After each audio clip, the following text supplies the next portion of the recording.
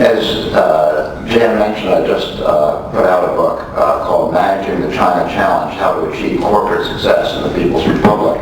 I want to spend 15 to 20 minutes kind of laying out some of the main points in that book, but then I'm happy to take questions on that book. Put it this way, I'm happy to take any question that has the word China in it. Okay, and so, but ones without China in it or ones that don't end in a question mark are not welcome. Okay. Seriously, our attention generally focuses on national level issues in economic and trade relations with China, on issues like intellectual property protection, indigenous innovation, government procurement, the anti-monopoly law, the exchange rate, and so forth. And we deal with these in no small part on a national government to national government basis. But the vast majority of significant decisions in economic and trade relations are not made by the national governments on either side. They're made on the U.S. side mostly by our corporations involved in China. On the Chinese side, both by local governments and by corporations. What I seek to do in this book is first to explain the political economy of China. Political economy, simple idea, is how the government interacts with the economy and what the consequences of that are. And then to take that explanation and ask what are the implications for the strategies of multinational corporations that want to deal with China. Those implications are in fact quite far-reaching. I obviously can't go through a full review of the book here, but let me give you a feel for at least some key parts of the argument. A good part of the political economy argument focuses on the strategies that local government leaders pursue in China. By local government, I mean 4 of the 5 levels of government in China: the province, the city, the county, and the township. And look at the incentives of those leaders and how they interact with the economies that they govern. And my argument is, in part, if you look at those incentives and look at the actions that they nurture, among other things, I think you will likely conclude that the current Chinese effort to shift to a new development model, and the 12th five-year plan recognizes that the model they follow today is now pretty well exhausted and they need to shift to a new model. Their capacity to shift to a new model is very limited. It's going to happen very slowly, and it probably won't get underway in a major way for another 3 years or so. The political economy of China is such also that over a period of years, the Chinese Communist Party, if it were accurately named, in other words, if its name reflected what it really is, would be called the Chinese Bureaucratic Capitalist Party. If you think of the Chinese, people always chuckle when I say that, it's absolutely true. If you think of the Chinese Communist Party as communist, you will guess wrong virtually every time you seek to anticipate how they will handle a new issue. If you think of them as bureaucratic capitalists, your percentage will go way up. Okay? So I'm quite serious. Bureaucratic capitalist doesn't mean liberal free market. It means bureaucratic capitalism, entrepreneurial bureaucracy, if you will. This bureaucratic capitalist party operates in a fashion that rapid economic growth, rapid growth of GDP, is a necessary outcome of the way the political system itself functions.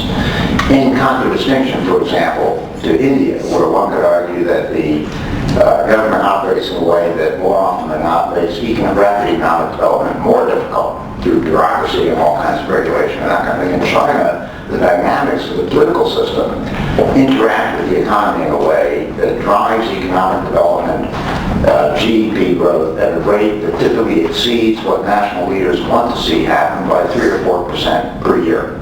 So really, truly extraordinary. What's going on there? Let me explain what I would term the deal. This deal, by the way, is not written down anywhere or anything like that. My kind of way of summarizing the dynamics of the system from provincial level down to township level. And those dynamics, to a not inconsiderable extent, even between the national level of Beijing and provincial level.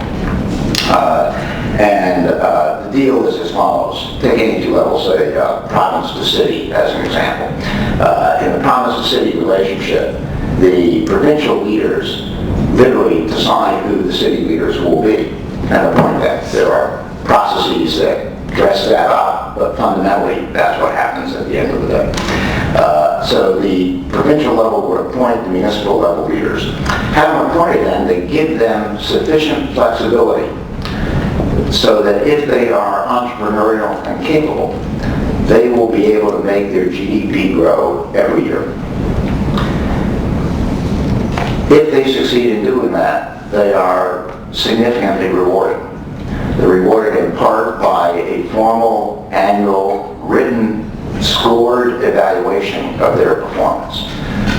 The largest single number of points in that evaluation every year is directly reflective or only slightly indirectly reflective of how fast you made your GDP grow that year. That is, so they are highly incentivized to be able to check that box. If you do well on your evaluation, you are then teed up for promotion to govern a richer economy, higher level of the system at a more prosperous region of the country. Part of this bargain also is that while you have the flexibility to make your GDP grow, and you'll be rewarded for doing so, there is not effective close scrutiny of your activities to enrich yourself and your family on the basis of that GDP growth. In other words, to participate in that GDP growth on a personal level. The limits on this are several-fold. One is you cannot openly criticize the leaders above you who have appointed you or the central level leaders. That will clearly be a career stopper. Secondly, you have to maintain basic social order. So very large-scale mass incidents will be a serious black mark on your evaluation for the year. And thirdly, you can't allow any major embarrassments to occur in your bailiwick, such as a national product safety scandal or something like that, that demonstrates some of the problems of the system itself. But if you check those boxes, you haven't criticized higher levels, you haven't had major mass incidents, you haven't had any huge embarrassing incident. If you check those boxes, the key is have you made your GDP grow that year? And if you've gotten a little wealthier in the process, that's forgiven because you're doing what you're supposed to be doing. So for lower level leaders, the incentives are first of all to produce GDP growth and then also to maintain social order and prevent major embarrassing incidents. And on that basis, they do very well. Now the other piece of the puzzle here is if you look at the relationship between the government and the economy, you find that government engagement of the economy, when I say government, again, it's each of these levels of government, so it's not one unified thing, but a lot of actors. The government engagement of the economy goes way beyond what exists in every advanced industrial society, which is government engagement that takes the form of monetary and fiscal policy, law and regulation, and sometimes sectoral policies. What you have in China is what I would term microeconomic engagement enterprise by enterprise. And local governments act to nurture and protect the development of local enterprises because they are evaluated on the basis of the success of those enterprises. So their interests as a government are very tightly tied to the interests of the key enterprises in their bailiwicks. This dynamic produces a lot of important results. First of all, it produces extremely rapid GDP growth. So that you find that the central government typically is unable to keep GDP growth anywhere near the level that it wishes to keep it. It gets vastly exceeded year by year because this is a growth machine that's been created. And the people who are promoted in this, if you think about the incentives for that, are some of the most capable entrepreneurs in China who also know how to govern a territory. So you get a kind of selection bias here in favor of tremendous talent in growing GDP while maintaining basic social stability and covering up any problems that develop in the process. So that rapid GDP growth is a natural and unstoppable outcome of this. But there are other dimensions to that growth that are more problematic. For For example, you get a serious tendency toward overinvestment in capital-intensive projects.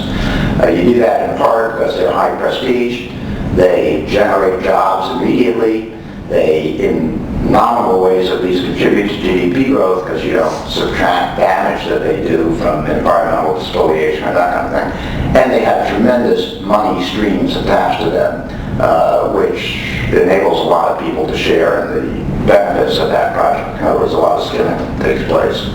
Secondly, you get very poor enforcement of environmental laws and regulations. You do so because those laws and regulations can get in the way of GDP growth. So, for example, this was now a few years ago, the head of the Environmental Protection Agency had a news conference where he said over the previous 4 years they had received information on 70,000 serious violations of environmental laws and resulting incidents, of which they had addressed, not resolved, addressed 500 out of 70,000. One reporter at the press conference chirped up and said, why only 500? And the answer was, well, almost all the rest were on the direct orders of local government officials to violate the environmental laws. They wanted to maintain rapid economic growth. The environmental law puts the enforcement power in the hands of local government officials. So you've got a problem there. Thirdly, this leads to high risks of various sorts. Let me just name one. Intellectual property theft. Every advanced industrial country in the world went through a stage of development that was based on intellectual property theft. The only one that didn't do that was England, and it's only because England went first, there was no one to steal from. The U.S. stole massively from England. Everyone stole from everyone else. It's been just a stage of development. You gradually evolve out of that as you get native firms that begin to develop intellectual property, become big players in your own political system, and become major advocates for protection of intellectual property. And so you get the balance shifts over time. No one's perfect on intellectual property, but you get a significant evolution. In China, they clearly have gotten to the point where some of this dynamic is now playing out. There are Chinese firms with serious intellectual property. There are now IP courts in Shanghai and Shenzhen and Guangzhou and Beijing. The problem is that the counterfeit operations in China are generally not in Shanghai, Shenzhen, Guangzhou, or Beijing. They're in a gazillion other cities around China. The law says that where there's theft of intellectual property the case is adjudicated in the locale where the counterfeit enterprise does its business. Not where it sells stuff, but where it produces the counterfeits. But those enterprises in localities around China are every bit as valuable to their local leaders as are legitimate enterprises to the leaders in Shanghai and places like that. And so the local leaders protect them. They protect them through control in the courts and through not implementing the rare adverse court judgment of any significance. So it tends to be very, very difficult to track them down. You're going to have to change the political economy of China to enable violations that hurt business in Shanghai to be prosecuted effectively, because Shanghai's reach doesn't get out to these other localities, even though it is Shanghai-based enterprises that are getting undercut by the counterfeiters in these other localities. Fourth, you get significant local protectionism, and it makes it harder to develop the efficiencies of a national market or even very large regional markets in China, because there are all kinds of problems that you run into with local governments protecting their own firms against products produced elsewhere in China that are coming into the locale. They're very open to products produced elsewhere as long as their own local firms aren't producing the same kind of product. But if they are, you run into all kinds of problems. I can give you examples of all of these afterwards if you want to pursue any of them in Q&A. But that certainly reduces overall economic efficiency in China. And if you look at the Chinese economy, a lot of localities are developing extremely rapidly. It's just enormously impressive to go around China and look at what's happening in a very large number of places. Then you look at the macro data, and while GDP is developing very rapidly, economic efficiency is very low. On a comparative basis, China has a highly inefficient economy. This in part because of this political economy, where in the Pearl River Delta, every major city wants to have its own international airport. I mean, because that's what a major city will do, and you can make money on it and all that, so you have more international airports than any rational person would ever devise. Right? You get that kind of thing duplicated. Go up the Yangtze River from Shanghai, go up to Nanjing. Just count how many ports you see along that river. You'll find every town has its own ports. Because that's what you do. You look inward to develop your own local GDP. And then finally, and very consequentially, you also have local governments, frankly, successfully, in a number of instances, nurturing highly competitive local enterprises that have a strategy of building scale, not competing with multinationals in Shanghai and Beijing, but rather in Tier 2 and Tier 3 cities. This multitude of well over 100 cities that are generally have a population of more than 1 million people, are rapidly developing the middle class and some real wealth in them, but have not been the focus of attention for most multinational corporations who have gone to China generally to target what I term the top of the pyramid. The very wealthy or upper middle class of these Chinese who live in the big coastal cities, who attach a lot of cachet to international products and labels and that kind of thing, and who will pay a premium. So you can bring your international products to these places, do a little local modification to give them a Chinese feel, and sell them at good prices and do reasonably well. Right? The problem with that strategy is that it is a strategy that will not long remain viable, because you are now having a lot of small Chinese firms starting to try to gain scale by appealing to the price points and requirements of these markets in Tier 2 and Tier 3 cities. And once they've gained scale, the strategy is to go after the multinationals at the top of the pyramid. And frankly, if you wait until that occurs in a major way, you're dead, because their price points are way below the price points of multinationals. So to my mind, the implications for multinational corporate strategy of this whole picture I've outlined here are really quite wide-ranging. I can't possibly get into all of them, but let me just give you a flavor. And again, please pursue anything you want to pursue in more depth when we turn to our Q&A in a couple of minutes. First, it should be obvious from what I just said, I think multinationals need to really take extremely seriously Tier 2 and Tier 3 cities as a major focus of their business development strategies. That is in part to preempt Chinese competitors from gaining scale without serious competition. You want to be competing there and hopefully either preempting the competition, or if they're very good, try to buy them. And it's also to tap into major sources of Chinese wealth that are now developing in these places, and these are very considerable pools of consumer capability. To penetrate these markets, though, my rule of thumb is any product that was designed in the United States is over-engineered for any Tier 2 or Tier 3 consumer in China. Right? It's more elaborate, more functionality. In many cases, higher quality in various ways than this market requires, and price higher than this market can tolerate. So I think it's a mistake for multinationals to follow, going forward, to follow a strategy of taking products that they've developed for advanced industrial countries, modifying them, and trying to drain some price out of them to sell them into these major developing metropolises in China. By the way, when I say these places, mostly cities of 1 million or more, China has about 160 cities, each of which has a population of 1 million or more. America has 9. Right? So this is, we're talking serious scale here. Right? There's no way, I know we have some executives here, correct me if I'm wrong, my sense from talking with a lot of executives over many years is, if you take a product and see how much cost you can drain out of it, and still sell it at a profit, you get a gold star if you can drain 25% of the cost out of it. But you look at the equivalent product in a Tier 2 city in China, and it's selling for only 35 or 40% of the price that you're charging. So you have to drain 60 to 70% of the cost out to be competitive. You can't do that.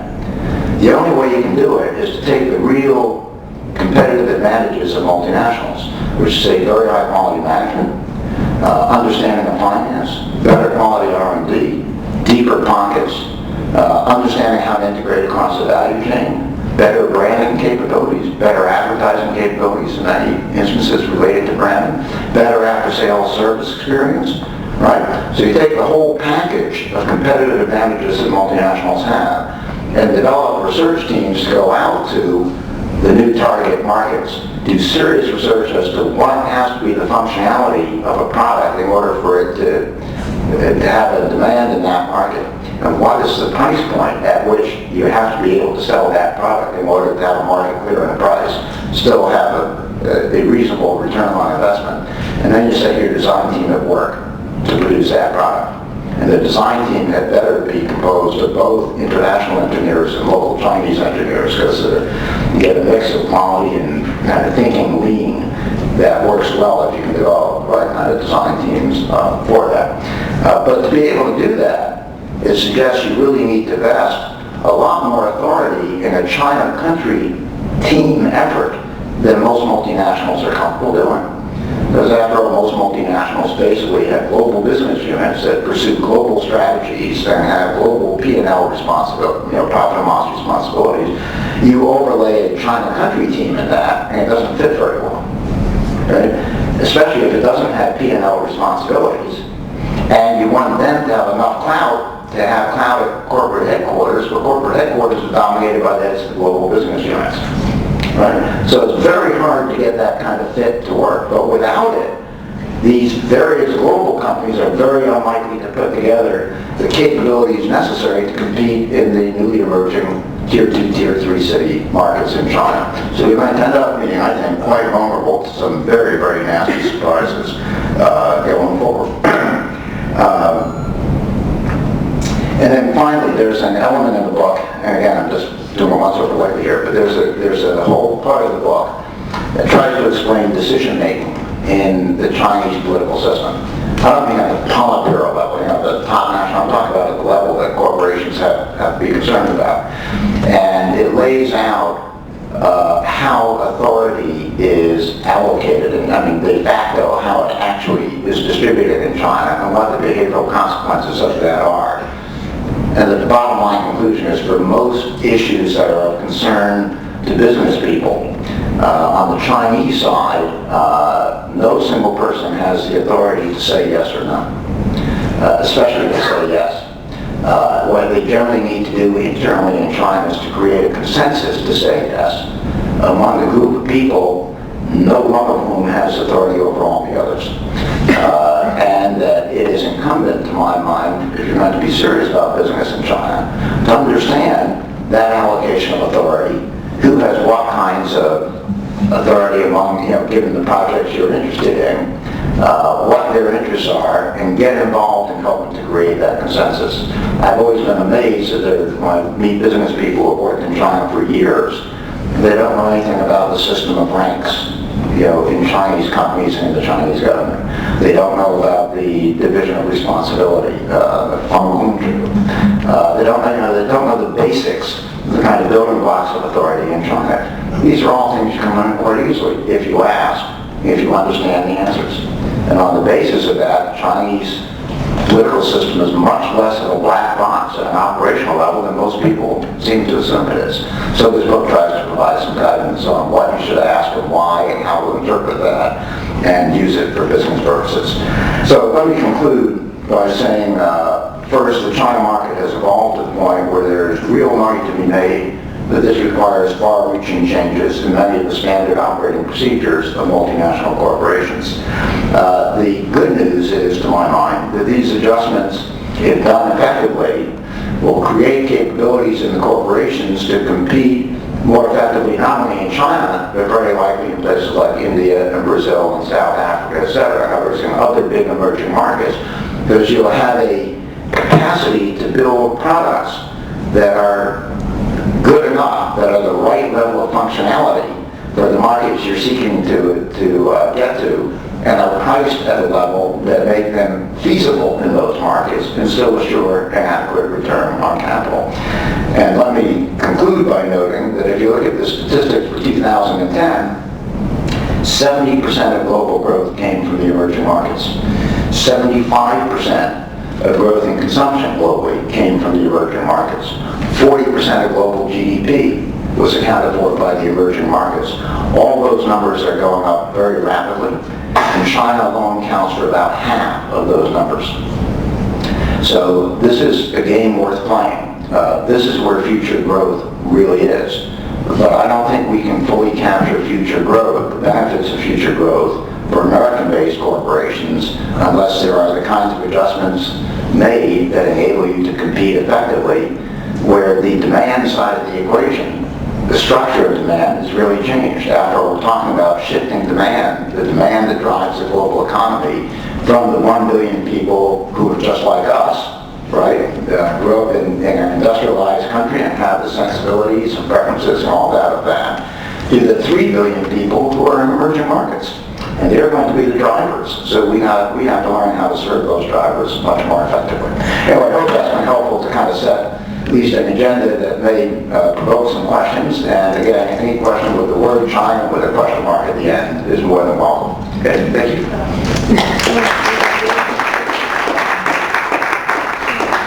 Ned, let's start with you, but when you ask a question, will you please give your name and where you're from? Ned Clinton Associates. I spent 20 years living what you just described, but I'm sort of interested in, my question is this. I get all the way you're talking about, and I get the whole idea of the relevance of China in relation to maybe other markets too, if you build there.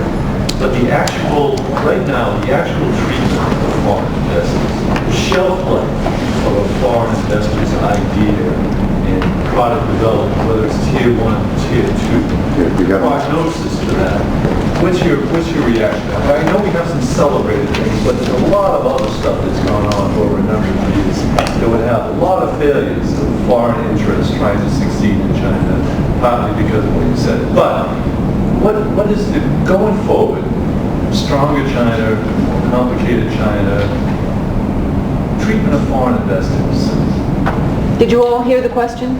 Okay, from now on, we'll wait till the microphone comes to you. Basically, the question is, going forward, what kind of future does foreign investment have in China, with the implication being that the Chinese are going to get tougher on foreign investment. Is that fair?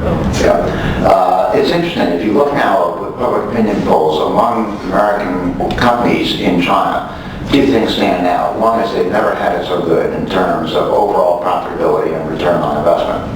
Better than global averages by far. Most of them had their best year ever last year.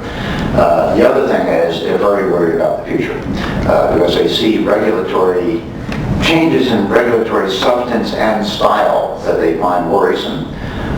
They're very worried about things like indigenous innovation linked to government procurement. They're very worried about leveraging technology out of companies in order to play in the China sandbox. So with things like clean energy, that's especially relevant because we develop a lot of the R&D here, but we don't have the financing and regulatory environment to actually test it and scale it up here. They go to China and then it costs them their technology. So there are a lot of concerns about the future. I think that this is going to be a market that is going to be tough. But it's also a market that you either figure out how to do relatively well in or die. Right? So it isn't as if there's an option of saying, well, China's getting tough, I think I'll just sell in Peoria. You know, that isn't the way you can handle it. And to my mind, as you become broader based in China, you develop more of a capability to be resilient there. In terms of innovation, you have to innovate ahead of your Chinese competitors. I mean, you know, that's the name of the game. You cannot protect innovation in China for very long. So you have to keep moving on it. But again, you know, that's life. You know, this relates to something else. We've gotten very accustomed to a world in which things like intellectual property rights are at least moderately well protected. Right? There are places where they're a real problem, but you know, overall is a global regime that has permitted substantial innovation to occur and rewards to be reaped from that innovation. We could be entering a world where that's less true, where a more significant chunk of the global economy simply doesn't value that and has the capability more effectively to reduce the time from innovation to copying, to successful copying and commercialization. Even in broader terms, let me say, we're all quite accustomed to a world where basically what's called the Washington Consensus has defined the kind of framework. This is the notion that to be successful, you need high quality capital markets, you need good quality institutions, you need rule of law, basically you need liberal democracy, it's a whole package of things. Our problem is that China has succeeded relatively well, and the only thing they follow from the Washington Consensus is being relatively open to imports and being an effective exporter. Otherwise, they've forgotten the rest. And they've outperformed every other major economy. So we are inviting them, as we must, not only China, but India and others, to play a larger role in defining the global rules of the game. So you go from G7 to G20. You look at the IMF, there's now more pressure to have a head of the IMF who's not European and not American. This is just it's the way the world is evolving. That doesn't mean that there's a Beijing consensus that will replace the Washington consensus, but to my mind it does mean that the assumptions about at least the global aspirational priority given to the Washington consensus now have to be held in check. That things are changing and the rules are going to be changing. Not phenomenally and not completely, but significantly over time. And so one of the things that I think executives have to be very sensitive to is to keep an eye on how those changes are moving and what the implications are for your own corporation and corporate strategy. Just a lot is in motion. Teacher, yeah. For a multinational that wants to I'm sorry, penetrate... can you introduce yourself? TK Chang, I'm a lawyer. For a multinational that wants to penetrate its tier 2 or tier 3 market with products that are lower priced and just good enough, doesn't the risk degrading its brand name and brand reputation, which from a global point of view could be its most important asset? The risk, I have to talk about it in my formal remarks, but the risks in China to global reputation are huge. One of which is how far you go in kind of dumbing down products in order to appeal to that kind of market. I would argue as long as you keep your products safe and you don't engage in corruption to push your product, you can protect your global brand. You say, look, we're two-tier. We produce different things for different markets. That's not, market segmentation is hardly a new idea out there, right? But there are huge reputational risks. In China, it's a high-risk environment. Partly, there's a lot of corporations gone to China because you can drive down costs in your supply chain, right? But in China, you can drive down costs. If you drive them down far enough, people got to make those costs by cheating on what they're doing. Using substandard products, substandard components and that kind of thing, right? Because they need the business. And it can be very difficult to follow a supply chain 3 or 4 levels deep and actually be on top of things sufficiently that you can protect yourself in the age of the internet when an NGO is going to come along, spot something 3 levels deep in your supply chain, and your corporate headquarters is going to find out about it when the newspaper is calling them an hour after the NGO spotted it in rural China. Right? I mean, that's the way the modern world is.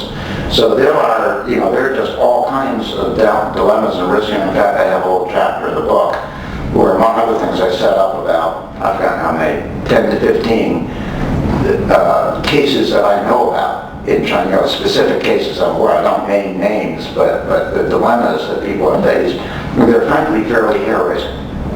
But I go back to my earlier comment to Ned, which is they're also unavoidable. I mean, it isn't that you have the option of not dealing with these things. So what you look for is best practices on how to maintain your integrity and maintain your profitability. Nick. Nick Platt, Asia Society. Ken, to what extent is the future of Chinese growth dependent on the reform plan, the reform program outlined in the 5-year plan, and why is that going to be so hard to realize? Well, the current model of development that has served them so well is based on a series of assumptions, almost all of which are at the tail end of their validity. Let me give you 4 or 5 key ones just to illustrate what I'm saying. And by the way, one job Al would agree with everything I'm saying. Okay, this is not some nutty Western critique. He'd agree with everything. I even think Hu Jintao would agree with most of it. There's an assumption of a, in practical terms, virtually unlimited supply of young, cheap, flexible labor. Okay? That has now begun to shrink. The people in the 18 to 32 age bracket has begun to go down. The massive turning point occurs about 3 years from now. By a little after 2025, China has the age pyramid of Florida. Okay? By about 2035, it is older than Japan.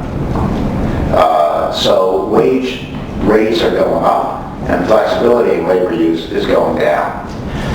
Secondly, they've assumed that there is a virtually unlimited popular tolerance during a period of transition for inequality of wealth and for environmental degradation and for corruption. Problems of transition from a planned economy to a market economy, this too shall pass kind of thing. What they're finding from public opinion surveys is that tolerance is pretty well run out.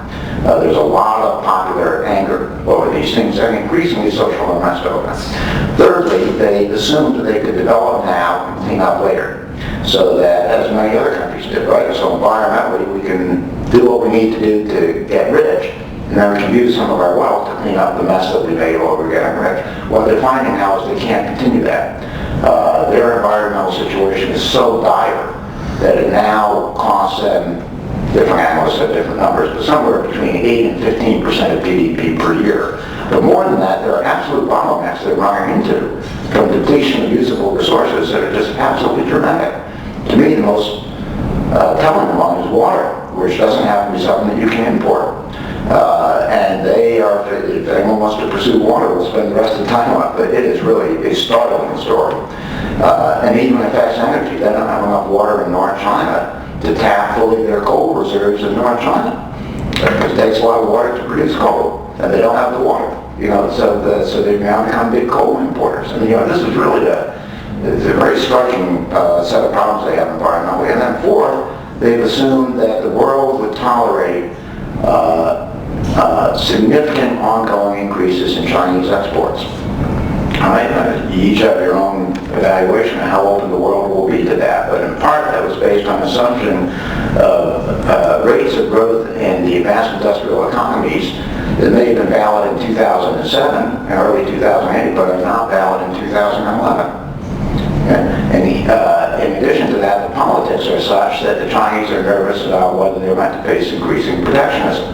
So all of that is driving them to try to shift toward a significantly different model of economic development. One that, first of all, has sectoral reallocation away from, again, these are all in percentage terms, not 100%, but significantly away from heavy industry and capital-intensive projects in the direction of developing services within the industrial sector, going more toward the high-tech, not so energy-intensive, not so heavily polluting industries, increasing domestic consumer demand, so as to become less reliant on exports as a driver of growth. A whole series of things like that, and they're laid out quite clearly in the 12 5-year plan. The problem is that so long as you maintain the incentives that I outlined as you go down through this multi-layered political system, remember this is a system that governs a continent. This is not Singapore. You know? So long as you maintain those incentives, the central government can easily put a lot of money behind its new priorities. But the money ends up generally not going where it is intended to go. As it filters down through this system, what you get at the bottom of the system in terms of actual outcomes are more energy intensive projects, the same set of biases that I indicated before. You would have to, if you really want to change this in a serious way, you have to change the incentives. But to change the incentives, to get this new order of priorities going, you would, among other things, effectively have to take money out of the hands of officials among territorial leaders at every level of this political system. They are already into a succession. They are not about to make those kinds of new demands, new kinds of political reform demands before this succession has played itself out. I mean, there is no stomach for it whatsoever as far as I can see, which means we're waiting until at least 2014 before we see whether the new leadership at the top is prepared to use a lot of political capital to try to change the incentive structure all the way through this national hierarchy, which will then take years after that to actually put into effect, even if they've got the fire in the belly to do it. What's the bottom line? Most of the priorities you see in the 12th five-year plan are also in the 11th five-year plan. What you'll find is the only thing the 11th five-year plan really did was to exceed its GDP growth targets, which it exceeded by quite a bit. On all these other issues, it generally failed. Okay? There was one exception. They improved energy efficiency per dollar of GDP, because they made that a very high priority. But China's energy efficiency per dollar of GDP before they started this was 3 times worse than America's, and we are profligate. 9 times worse than Japan's. I mean, the Chinese were just terrible on this. They've gone from being terrible to being very bad, okay, and are on a trajectory to improve somewhat. But it's all per dollar of GDP. And the rate of growth of GDP is still much higher than the national leaders think is sustainable. And it is pressing the limits of these constraints that I mentioned, these assumptions that are no longer really valid. So I think it isn't that they're headed for a tipping point and everything collapses. It's that the cost of keeping the game going keeps going up. If you will, the frictional costs of the game itself are rising. They are substantial now, and they're rising. And frankly, the national leadership feels, I think, under more than a little threat from the social consequences of this. It's a major reason why you see their reaction to the Jasmine Revolution as being as draconian as it's been.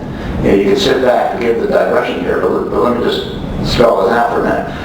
You can sit back when Tunisia erupted and Egypt erupted, and then you had Libya come up along. First thought among China specialists was, well, even though China is authoritarian, that's the only thing it has in common with these places. These places have Mubarak was in office for 30 years, right? The Chinese will change 70% of their top leadership. Predictably, in 2012 and 2013, they have turbulence, right? Most of these Arab states weren't growing very fast, and those that were doing it on the basis of resource extraction. China's been the fastest growing economy in the world. The Arab states all have huge youth bulges. China doesn't have it. China's moving into a youth shortage. Right? So very little in common. But the Chinese leadership looked at what was happening and said, oh my God, we're in serious trouble. Right? That's in part because it highlights the difficulty of fully understanding the potential consequences of having an information society in an authoritarian political system, right? And so what the vulnerabilities potentially are. No one fully understands that. But it's also very strongly because Chinese, over the past year, have carried out a series of major social surveys that were internal, have not been published. And what they show is for the first time ever, economic growth is not cutting it. Whereas people are getting angrier at the government and losing trust in the government despite ongoing very rapid economic growth. Right? Why? Because of inequality of wealth, environmental degradation. I mean, the same items keep coming up over and over again. And they don't know what to do about that. They really don't, but they're feeling very nervous. And the immediate response, since it's a political succession and no one wants to take a chance, is greater repression.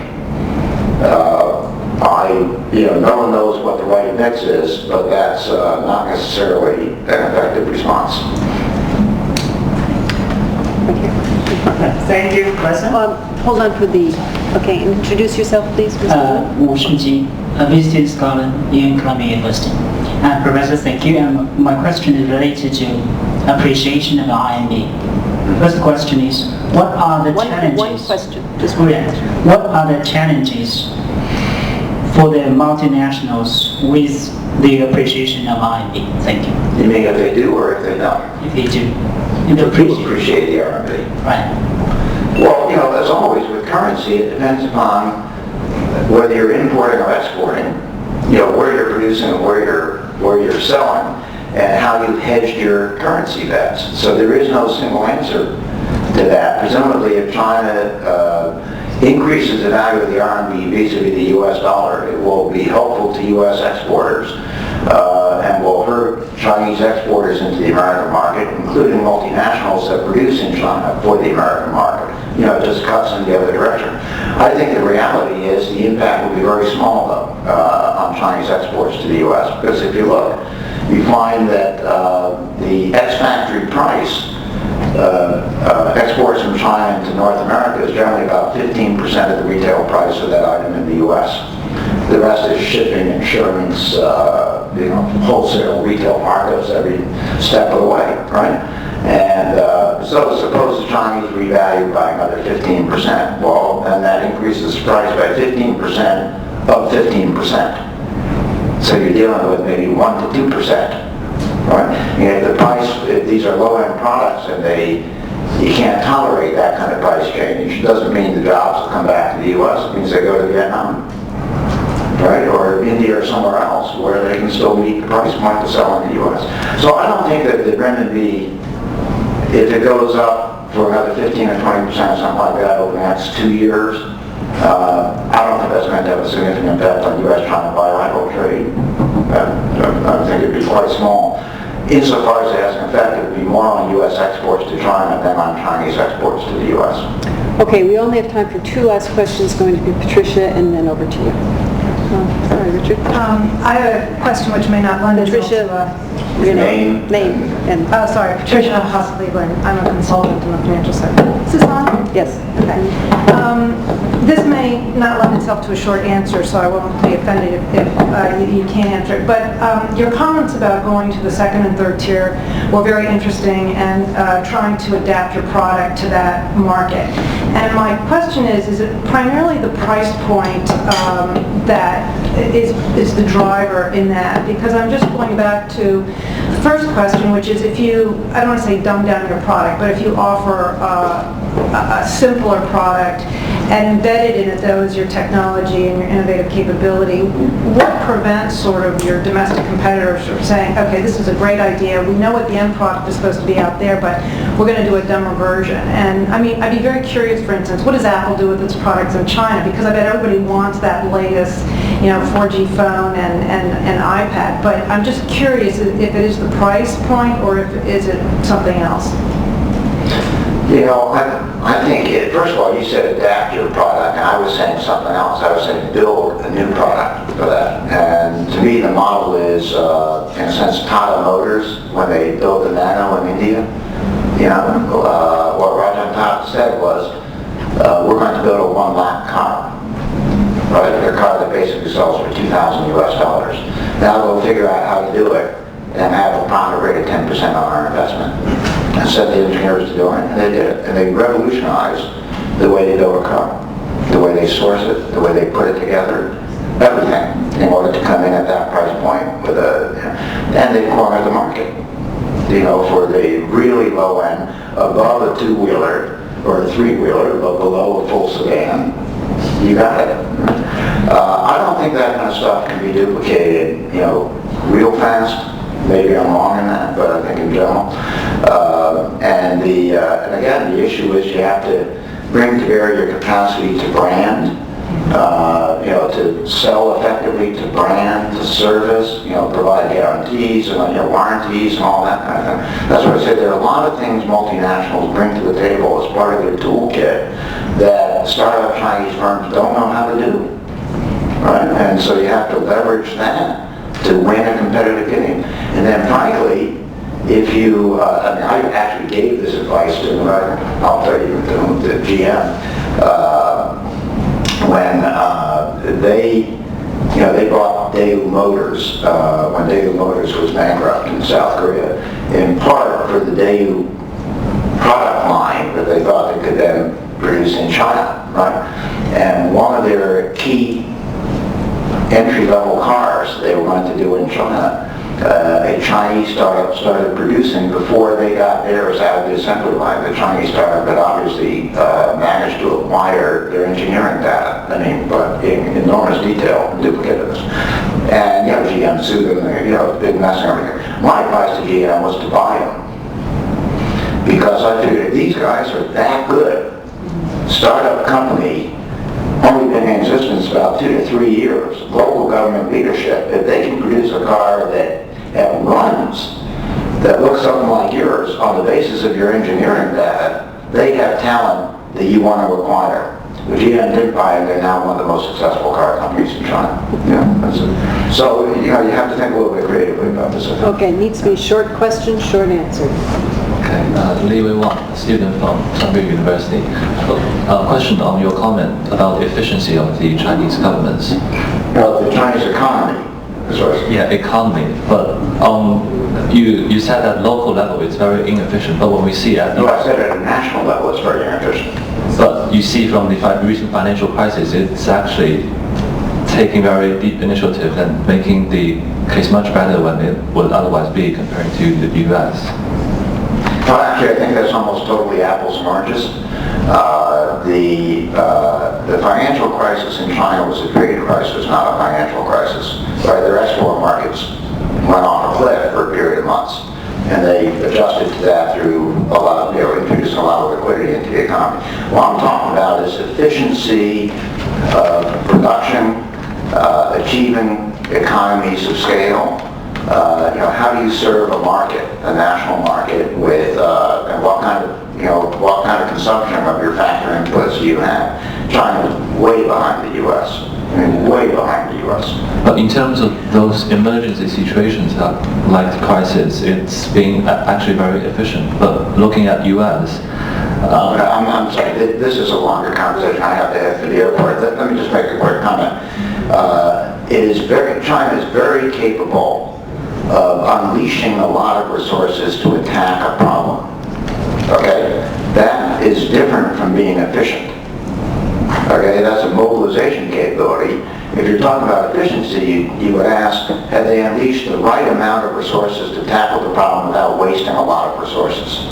Right? That is not what they're good at. Okay? So that maybe we're just arguing over terminology here, but that's I meant something different when I said efficiency from what you're now talking about. Okay. Thank you very much. Thank you.